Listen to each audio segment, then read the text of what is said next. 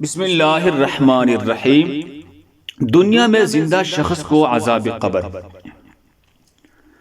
چند سال قبل ایک جماعت مانسہرہ سے آگے ایک چھوٹے سے قصبے میں گئی۔ اس جماعت میں ایک شخص ڈاکٹر نور محمد تھا۔ ان کا بیان ہے کہ مسجد سے باہر ادھر ادھر کافی لوگ فارغ بیٹھے تھے۔ ہم لوگ ان کے پاس گئے اور مسجد میں آنے کی دعوت دی تاکہ وہ تعلیم میں شریک ہو سکے۔ کچھ لوگ ہمارے ساتھ مسجد میں آنے پر تیار ہو گئی۔ ایک صاحب نے کہا کہ میں نماز کے وقت آؤں گا اور نماز کے بعد عذاب قبر کا ایک واقعہ آپ لوگوں کو سناؤں گا۔ چنانچہ ظہر کی نماز کے بعد یہ شخص ہمارے پاس بیٹھ گیا۔ اپنا تعارف کروایا کہ وہ ریٹائر فوجی نوجوان تھا۔ اس فوجی کا بیان ہے کہ 1965 کے پاک و ہند جنگ میں ایک قبرستان میں اسلحے کا ایک عارضی ذخیرہ یعنی کیمپ بنایا گیا تھا اور کچھ نوجوانوں کے ساتھ اس فوجی کی ڈیوٹی تھی۔ دن کا وقت تھا اور کوئی خاص کام نہیں تھا، چنانچہ اس نے قبرستان میں گھومنا شروع کر دیا۔ اس کا گزر ایک پرانی قبر کے پاس سے ہوا تو یوں محسوس ہوا جیسے قبر کے اندر سے ہڈیاں ٹوٹنے کی آواز آ رہی ہے۔ اس فوجی جوان نے بتایا کہ میں نے بندوق کی بٹ کے ساتھ قبر کی اینٹیں ہٹائی تاکہ دیکھو کہ یہ آواز کیسی ہے۔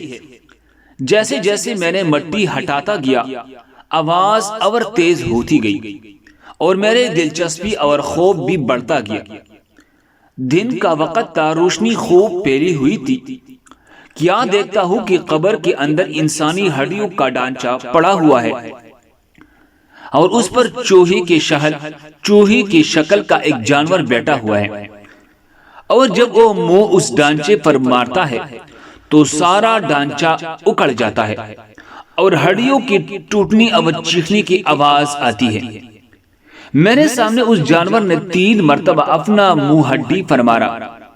مجھے بہت ترس آیا کہ یہ جانور اس کو بہت تکلیف پہنچا رہا ہے۔ چنانچہ رائفل سے جب میں نے اس جانور کو مارنے کا ارادہ کیا تو وہ مٹی میں چھپ گیا۔ تھوڑی دیر کے بعد وہ جانور قبر سے نکل کر میری طرف لپکا اور میری اوپر ایسے دہشت سے سوار ہوا کہ میں اسے مارنا بھول کر اپنی جان بچانے کی خاطر بھاگ کھڑا ہوا۔ کافی دور جانے کے بعد میں نے مڑ کر دیکھا کہ وہ جانور میرے پیچھے تیزی سے بھاگا آ رہا ہے۔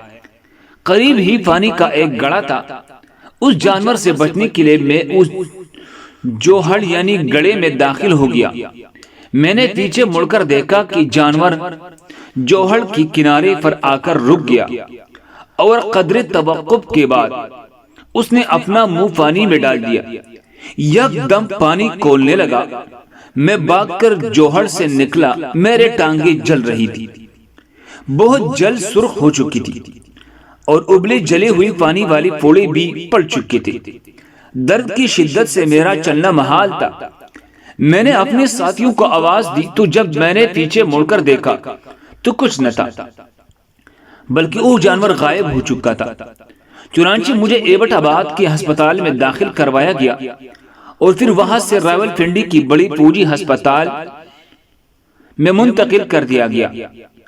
میرے ٹانگوں کا گوشت گلنا شروع ہو گیا اور ہر وقت بدبودار پیپ اور خون رستا رہتا ہے۔ کسی علاج سے افاقہ نہیں ہوا۔ مجھے علاج کے لیے امریکہ بھجوایا گیا، مگر مرض بڑھتا گیا۔ جو دوائی لگائی گوشت جاتا رہا۔ اس وقت دونوں ٹانگوں کی صرف ہڈیاں بچ گئی ہے۔ گوشت آہستہ آہستہ گل کر علیحدہ ہوتا جا رہا ہے اور ہر وقت مردے کی سی بدبو آتی رہی۔ پھر اس شخص نے ہمیں اپنے دونوں ٹانگیں دکھائی جن پر پٹیاں بندھی ہوئی تھی۔ اللہ معاف فرمائے۔ اللہ تعالی ہمیں قبر اور جہنم کے عذاب سے محفوظ رکھے۔ ناظرین گرامی، اس واقعے کا حاصل یہ ہے بے شک بعض دفعہ اللہ تبارک و تعالی لوگوں کی عبرت کے لیے دنیا میں ہی اپنے عذاب کا مشاہدہ کروا دیتے ہیں، جیسا کہ اس واقعے میں بھی آپ نے ملاحظہ فرمایا۔